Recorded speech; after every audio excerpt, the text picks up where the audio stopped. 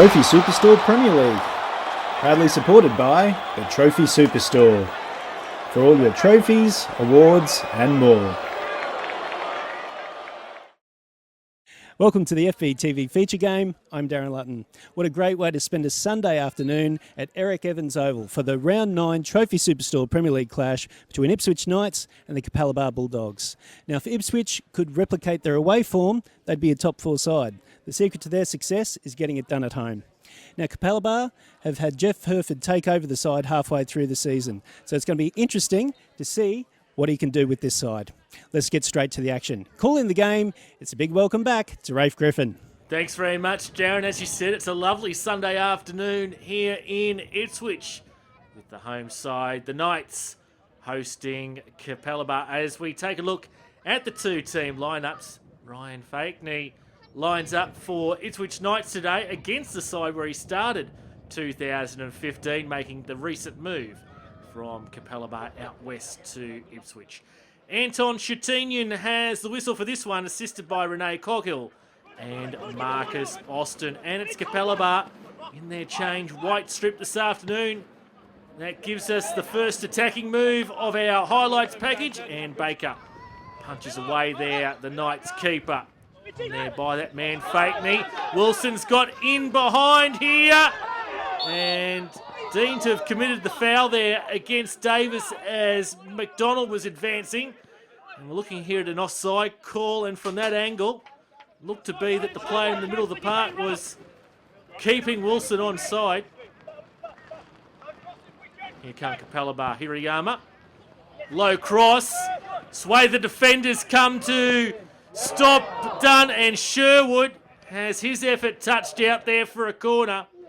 Hirayama with the low cross.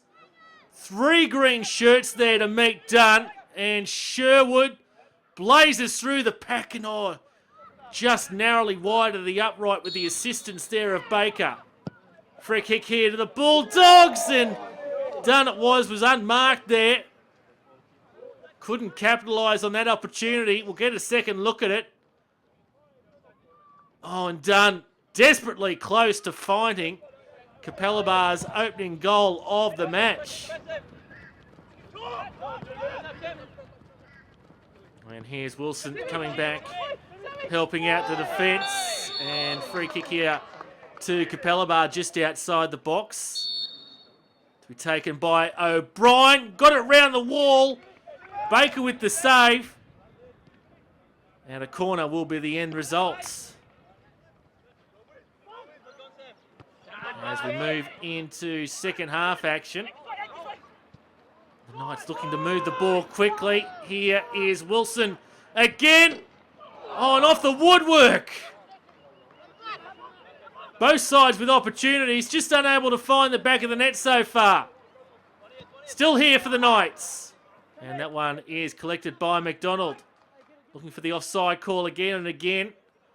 Wilson times his run well. Just hesitates to take some time to compose himself. And the right upright intervening. Had McDonald beaten. And again, looking for the offside here, but Kakihi.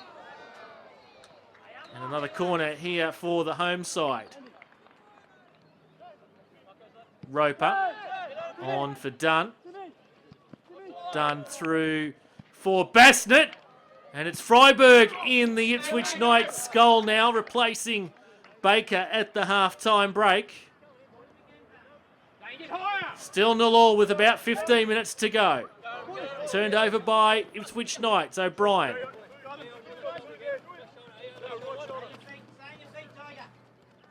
Ishikura with the defensive work. Ball played in for Dunn. And again, the keeper didn't know a lot about that one. Let's take another look at that. The square cross. Dunn takes it first time off the crossbar. On the Packfire Australia GoPro replay, we'll get a good look at that one. Freiberg was motionless. All he could do was to see where the ball's trajectory would take him. A bit of afters here. Well, looked to be developing there, but Kokihi with that challenge in, and then puts his hand up to apologise after. No malice intended. So O'Brien here with the free kick here for Capalaba. On again! The crossbars got in the way, and we're still scoreless. O'Brien's free kick in. Was it headed away there by Grant, the Ipswich Knights defender? This will give us a good look at it. And Capalaba have been denied by the crossbar at that end twice now. Oh, an unconvincing pass back there for Freiberg. Gets it in the end. Throws it out. Referee Anton Shatinian blows the full-time whistle. It's a scoreless draw at Eric Evans Oval. Both teams sharing the spoils. All right, so how does that feel? Point gained or 2 points dropped? Probably a point gained. I thought Capalaba were quite good tonight. We had one or two chances, but not a lot. But to our boys' credit, we battled hard. We kept a clean sheet, which I'm happy with, particularly at home.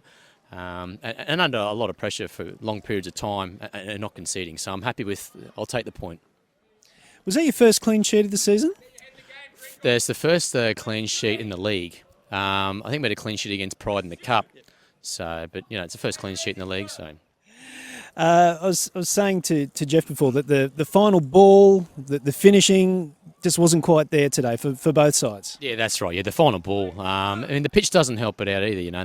It's a bit bobbly and on people's first touches, and and the ball's bouncing around knees. So it's pretty hard. And a lot of long balls getting knocked in. So, it certainly made it really difficult on that kind of final pass. But very happy to take the point. Now, your away form's been excellent. I mentioned in the intro that if you could replicate your away form, you'd be a top 4 side. What's happening here at home? I don't know. Maybe it's the mentality of the boys at home playing, because we play Sunday afternoons. Maybe it's down to mentality. I know a lot of the boys, Sunday afternoon, you're kind of waiting all weekend to play, and maybe the boys are playing the game before we've actually played it in their heads. So, but there's no excuses. We didn't deserve to win today for sure. And we'll certainly be looking forward to hosting Mitchelton here next week and getting some points out of that game. Jeff, what did you make of that? Obviously, it's very tough to come to Ipswich. Always has been, always will be, especially on a Sunday afternoon. It was not really a winter's day. We kind of struggled a little bit in terms of the heat. We're not used to playing during the day, so it was an end-to-end sort of affair. I thought we controlled major parts of the game. Unlucky, I guess, for us that our execution probably wasn't the best at the end of the day.